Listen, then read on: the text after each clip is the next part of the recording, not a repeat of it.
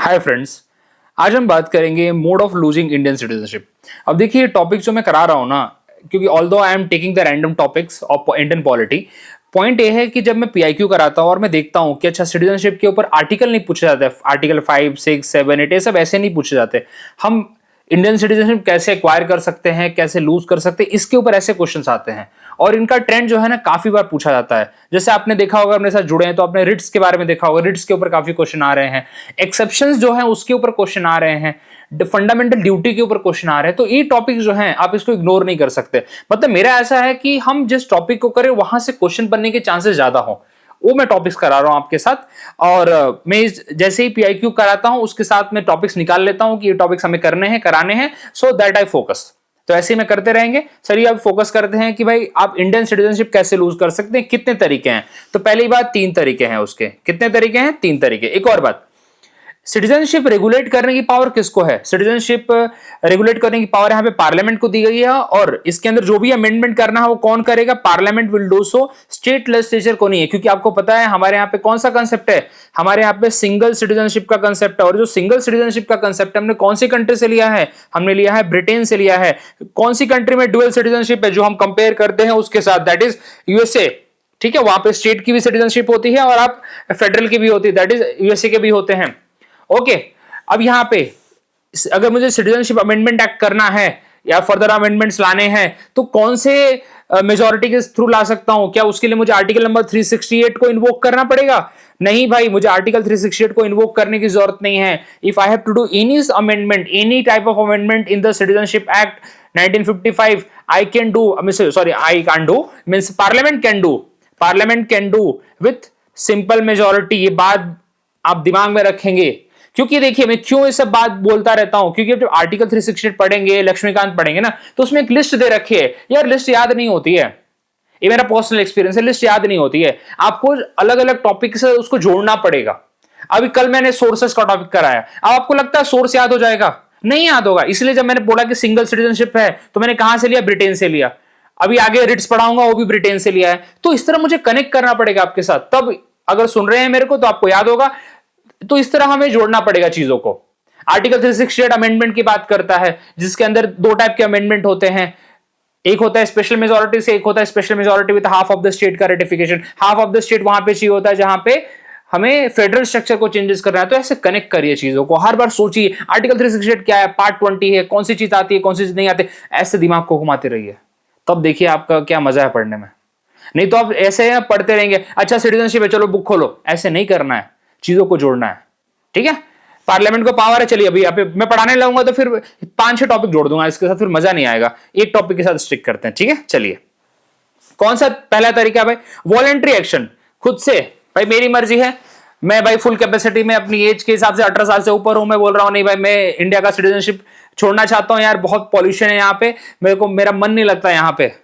ठीक है, मैं जाता हूं लंदन में जाके रहना, सॉरी ज्यादा डार्क हो गया क्या? हाँ, लंदन में जाके रहना चाहता हूं वहां पे। और अब वहां के, क्योंकि वहां पे फ्री में घूम सकता हूं, तो क्या करना है भाई? आप छोड़ दीजिए, कोई प्रॉब्लम नहीं, आप वॉलेंटली गिव अप कर दीजिए। लेकिन अगर वॉर चल रहा है उस टाइम पे, तो आपका जो रजिस्ट्रेशन है फॉर द ना, आप जोड़ना चाहते हैं तो बिल्कुल उसको रोका जा सकता है फॉर द टाइम बिंग, या सेंट्रल गवर्नमेंट जैसा डिसीजन ले उस टाइम के लिए। लेकिन पहला तरीका है कि आप छोड़ सकते हैं, कोई प्रॉब्लम नहीं है, अपनी मर्जी से वॉलेंटरली। रिनंसिएशन वॉलेंटरली बिल्कुल छोड़ सकते हैं, कोई प्रॉब्लम नहीं है। Full age and capacity can renounce their citizenship by making declaration to that effect, and the declaration is registered by the central government and the person ceased to be the Indian citizen। लेकिन ये जो registration है ना, इसको central government रोक सकती है अगर वो वॉर का सिचुएशन उस टाइम पे चल रहा है तो हमारी कंट्री में।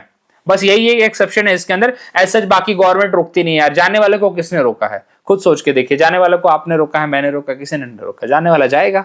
चलिए इफेक्ट ऑफ द माइनर। चल देखिए भाई, आपके भाई बच्चे भी होते हैं लोगों के। अब आपने तो छोड़ दिया, बच्चे की क्या गलती? बच्चा बोले यार मेरा प्यारा देश भारत और मेरे माँ बाप चले गए लंदन, तो मैं क्या करूं? तो भाई मेरे को तो अच्छा लगता है इंडिया, मैं जाना चाहता हूं, मैं रहना चाहता हूं, वहां का सिटीजन बनना चाहता हूं। तो देखिए वो जब अगर बच्चा माइनर है उस टाइम पे, माइनर मतलब 18 साल से कम है, तो अब उसकी भी सिटीजनशिप चली जाती है। अगर माँ बाप ने छोड़ दिया, रिनाउंसिएट कर दिया, तो उस टाइम पे बच्चे की भी चली जाती है, कोई प्रॉब्लम नहीं है। लेकिन बच्चा जैसे ही 18 साल का होता है, 18 साल के होने के बाद 1 साल के अंदर उसने क्या करना है? रजिस्ट्रेशन करना है।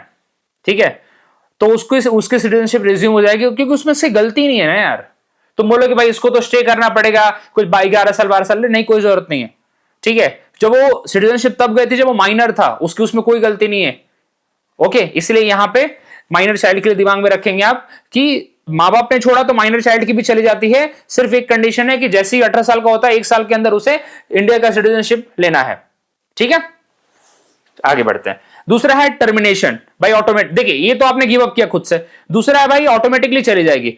जब लोग ज्यादा यही प्रेफर करते हैं यही प्रेफर करते हैं, क्या करेंगे भाई, मैं दूसरी कंट्री में गया, वहां पे रहा, अब यूएसए में गया, वीजा लिया, सब कुछ ग्रीन वीजा कुछ होता है ना, वहां पे लिया और बोला कि अब यहाँ पे सिटीजनशिप यहाँ का लेने का मजा, वहां का सिटीजनशिप एक्वायर कर लिया मैंने। जैसे ही मैंने यूएसए का सिटीजनशिप ले लिया, मैं क्या हो गया, सीधा भाई मैं इंडिया का सिटीजनशिप नहीं रहा।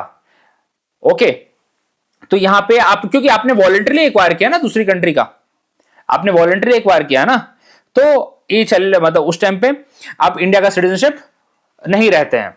ओके, ये बहुत बहुत सिंपल है, ये तो आपको पता ही है, क्योंकि हमारे यहाँ पे डुअल सिटीजनशिप का कंसेप्ट नहीं है। Okay, any question regarding whether when or how a person has acquired a citizenship of another country will be determined by the prescribed authority, of course वो तो अपने काम का मतलब नहीं है, बस आपको दिमाग में रखना, सबसे इंपॉर्टेंट है, very very important, very very important. अभी देखिए, पहला था कि आप छोड़ रहे थे, दूसरा था कि आपने दूसरी कंट्री के एक्वायर कर ली तो खुद छूट जा रही थी, तीसरा है कि गवर्नमेंट आपसे ले लेगी सिटीजनशिप। तीसरी कंडीशन क्या है, अगर आपने कुछ ऐसे काम किए हैं भाई, जैसे आपने जो सिटीजनशिप ली वो फ्रॉड से ली है, आपने जो डेटा दिया था, आपने जो इंफॉर्मेशन दी थी, वो इंफॉर्मेशन उस टाइम तो गवर्नमेंट ने अप्रूव कर दी आपको, ठीक है, आपको बोला कि नहीं हुआ, जैसे कोई माइनर है उसने डेटा दिया तो बोला कि ठीक है मैं आप इंडिया का सिटीजन बने, लेकिन बाद में पता चला कि उसका फादर भाई पाकिस्तान से थे, है यहाँ पे कंडीशन है, मैं आपको बताता हूं मैं ये सब चीजें, तो फादर पाकिस्तान से थे या बांग्लादेश से थे, तो बोले ये तो गलत इंफॉर्मेशन है, ये तो गलत इंफॉर्मेशन है भाई, तो हम उसकी सिटीजनशिप रिवोक कर सकते हैं। ऐसे लोगों की हुई है, आपको बता देना चाहता हूँ। एक जर्नलिस्ट थे यूएसए के, सॉरी ब्रिटेन के, वैसे तो उनको सिटीजनशिप दे रखी थी, लेकिन जैसे उन्होंने इंडियन गवर्नमेंट को कुछ क्रिटिसाइज किया ना, बाद में बोला गया इनके फादर या मदर साथ से कोई बांग्लादेश या पाकिस्तान की थी, तो एक काम करो इनकी सिटीजनशिप रिवोक करो, एक कंडीशन है हमारे यहाँ पे। ओके, तो अगर आपने डिटेल जो दी वो फ्रॉड है, चलिए उसके ऊपर कोई बाद में बात करेंगे, तो जो डिटेल दिया वो फ्रॉड है या फॉल्स है, तो उस केस पे आपका भाई गवर्नमेंट ऑफ इंडिया आपसे सिटीजनशिप ले सकती है। आपने भाई डिसलॉयल्टी दिखाई है कॉन्स्टिट्यूशन को, आपने ऐसा कुछ किया है जिससे हमारा इंडियन कॉन्स्टिट्यूशन के प्रिंसिपल्स हर्ट हुए हैं, अगर ऐसा कुछ आपने काम किया है जो बहुत ही मॉरल एथिकली ऐसा बहुत ही गलत है, ठीक है, तो आपसे इंडियन सिटीजनशिप लिया जा सकता है यहां पे by the government of India, by the central government. आपने एनिमी को हेल्प की है, ये सबसे बहुत बार तो यही पूछते हैं वो लोग, अगर आपने किसी एनिमी की हेल्प की है तो उस केस में भाई आपकी सिटीजनशिप जा सकती है, सिंपल सी बात है, आपकी सिटीजनशिप ली जा सकती है। अगला है आप बहुत लंबे टाइम के, अच्छा इंप्रिजनमेंट, अगर आपने सिटीजनशिप एक्वायर कर ली और एक्वायर की है आपने, एक्वायर, इस बात पे ध्यान दीजिए, एक्वायर की है, आप बाय बर्थ नहीं है सिटीजन इंडिया की, आपने सिर्फ एक्वायर की है, इंडिया की सिटीजनशिप आप एक्वायर करके बने हैं, और 5 साल के अंदर आप किसी और कंट्री में गया और 2 साल से ज्यादा आपको जेल हो गई, तो आपकी सिटीजनशिप चली जाएगी। तो एक्वायरिंग के लिए है, बर्थ वालों के लिए नहीं है। देखिए आपको ये बात पता होना चाहिए कि इंडिया में अगर आप पैदा होते हैं और आपके माँ बाप दोनों में से कोई एक भी इंडियन है तो आप इंडियन बन जाते हैं, सीधी बात है, हमारे यहाँ पे बहुत सिंपल कंसेप्ट है। ओके, लेकिन यहाँ पे बात बोलेगी कि अगर आप एक्वायर है, इसलिए बार बार स्ट्रेस कर रहा हूं मैं, if you have acquired the citizenship, okay, और within 5 year you got in prison, तो भाई चलिए आपकी सिटीजनशिप चली गई। कंटिन्यूअस अब्सेंस फ्रॉम इंडिया, 7 साल से ज्यादा अगर आप इंडिया से बाहर रहते हैं, लेकिन देखिए 7 साल से लोग बाहर तो रहते हैं, बहुत सारे रहते हैं, स्टूडेंट रहते हैं, ठीक है, तो यहां पे स्टूडेंट्स के लिए भी है क्या, नहीं स्टूडेंट्स के लिए नहीं है, यहां पे ये स्टूडेंट्स के लिए केस अप्लाई नहीं होता। देखिए यहां पे लिखा है absence if the person has been orderly resident outside India for 7 consecutive year without registering with the prescribe authority, मतलब without registering with prescribe authority, मतलब आप इंडिया के जो कॉन्सुलेट है आप जाके बताइए वहां पे कि भाई मेरा इंटेंशन अभी भी इंडियन सिटीजनशिप छोड़ने का नहीं है, हर साल जाके वो रजिस्टर करिए वहां पे, हर साल जाके अपना इंटेंशन बताइए, हर साल जाके जो फॉर्म होता होगा भरिए कि भाई मैं इंडियन सिटीजन ही हूं, मैं यहाँ पे एनआरआई रह रहा हूं बस यहाँ पे, ठीक है, मैं इंडियन सिटीजनशिप अपना छोड़ना नहीं चाहता हूं मैं, तो उस केस में आपकी इंडियन सिटीजनशिप नहीं जाएगी। लेकिन आप 7 साल रह रहे हैं, आपका मतलब कोई अता पता नहीं है, तो उस केस में भाई इंडियन सिटीजनशिप आपकी जा सकती है, क्योंकि 7 साल आप विदेश में रहे थे। मतलब without informing our the authorities, authorities मतलब जो हमारे डिप्लोमेट है वहां पे कॉन्सुलेट है, उसको बताइए जाके आपके जो शहर में या नियर बाई जो भी है। ओके, आजकल तो ऑलमोस्ट हर जगह पे है ही, लेकिन स्टूडेंट्स के लिए नहीं है। साथ ही साथ कोई गवर्नमेंट ऑफिसर है भाई, अब उसको गवर्नमेंट ऑफिसर को भाई फॉरेन पोस्टिंग है, तो उसकी भी होगी क्या? नहीं भाई, वो तो रह सकता है ना, वो तो गवर्नमेंट ऑफ इंडिया का एम्प्लॉई है।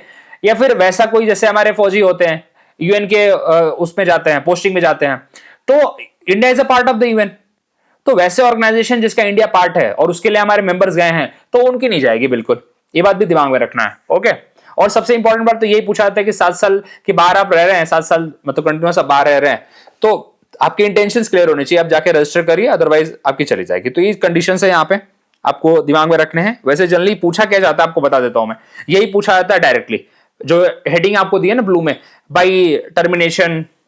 ओके, 3 तरीके ही पूछते हैं डायरेक्टली, बाई ऑटोमेटिक लॉस अगर आपने दूसरी कंट्री की एक्वायर कर ली, या फिर पहला आपको डायरेक्टली पूछ लेंगे, या फिर आपने वॉलंटरी गिव अप कर दिया, तो 3 आपको पूछते हैं डायरेक्ट। ये पूछा हुआ क्वेश्चन अभी मैंने आज सुबह कराया था, पीआईक्यूज के अंदर था, डायरेक्टली यही पूछा हुआ था। तो वेरी इंपॉर्टेंट टॉपिक, छोटा सा है, आपको 1 मार्क दिला सकता है, और इंडिया का पेपर है तो 4 मार्क दिला सकता है। ओके, और सीएपीएफ का है तो 2 मार्क दिला सकता है। ओके, तो थैंक यू वेरी मच, मिलते हैं अगले वीडियो में अगले किसी ऐसे टॉपिक के साथ जो हमारे पीआईक्यू के साथ आजकल काफी ज्यादा आ रहा है, आया हुआ है, उसको हम कवर करेंगे। ओके, और अगले वीडियो में ये भी करेंगे कि कैसे इंडिया का सिटीजनशिप आप एक्वायर कर सकते हैं, क्या क्या प्रोसीजर होता है, एनआरआई में क्या डिफरेंस होता है, पीआईओ में क्या डिफरेंस होता है, ओके ओआईसी में क्या डिफरेंस होता है, ये सब चीजें हम कवर करेंगे। Thank you very much.